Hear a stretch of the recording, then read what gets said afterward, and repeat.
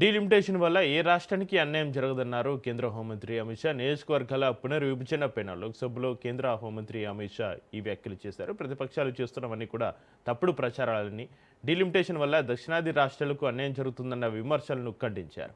దక్షిణాది రాష్ట్రాల్లో ప్రస్తుతం ఉన్న 129 ఎంపీ సీట్ల నుంచి ఏకంగా 195కు పెరగనున్నాయని తెలిపారు.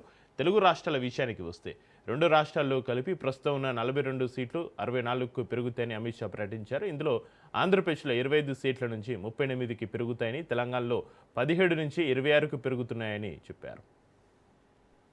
मान्यवर डीलिमिटेशन कमीशन का जिक्र है कि डीलिमिटेशन कमीशन में आप आपके लोग बिठा दोगे, ये करोगे वो करोगे। तो मैं माननीय सदस्य प्रियंका जी को कहना चाहता हूं, हमने डीलिमिटेशन कमीशन एक्ट के अंदर कोई बदलाव नहीं किया है।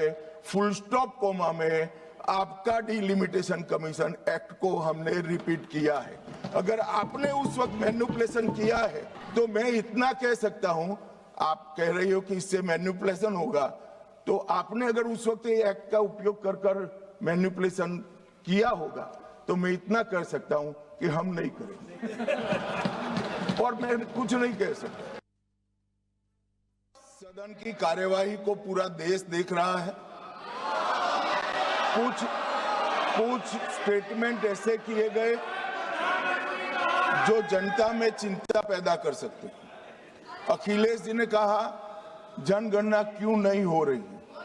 मैं पूरे सदन के माध्यम से देश की जनता को बताना चाहता हूं, जनगणना का काम शुरू हो चुका है, जारी। दो, उन्होंने कहा कि हम जाति जनगणना का मांग करेंगे। मान्यवर, मैं आपके माध्यम से सदन को बताना चाहता हूं कि सरकार ने जाति की जनगणना करने का निर्णय ले चुकी है और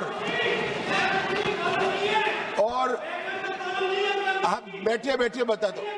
अरे बैठिए भाई, बैठिए। और जाति के साथ ही ये जनगणना हो रही है। माननीय सदस्य धर्मेंद्र यादव जी कह रहे हैं कि कॉलम नहीं है। उनको मालूम पड़ना चाहिए कि अभी घरों की गिनती हो रही है और घरों की कोई जाति नहीं होती है। समाजवादी पार्टी का चले तो घरों की भी जाति तय कर ले।